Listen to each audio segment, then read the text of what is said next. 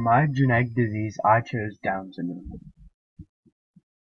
Down syndrome is a chromosomal condition related to the chromosome 21. It affects 1 in 800 to 1 in 1,000 live-born infants.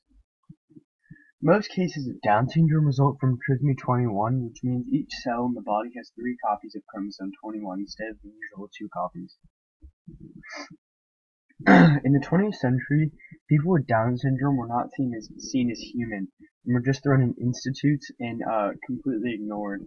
And in 1866, a British physician, John Langdon Down, from which the disease is now named, was first described Down syndrome as a monogolism.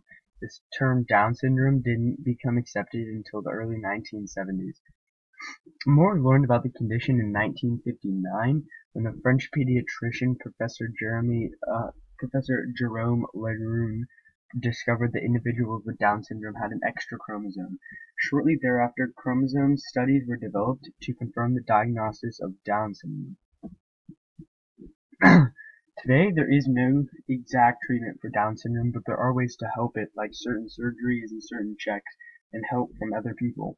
But people with Down syndrome generally have learning disabilities and a characteristical facial tone and a poor muscle tone in their body.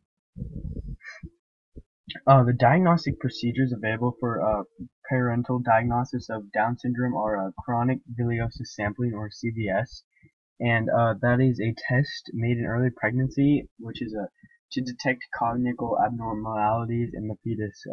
It is a tissue sample taken from the villi of the cranium, which forms the fetal part of the placenta. And so these procedures, they have a 100% accuracy rate, but they also have a 1% rate of causing miscarriage.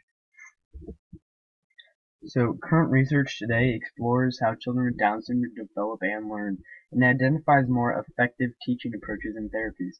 And certain researches have a unique focus on the successful 30-year track, which record in delivering research that today is improving education outcomes for thousands of people with Down syndrome around the world.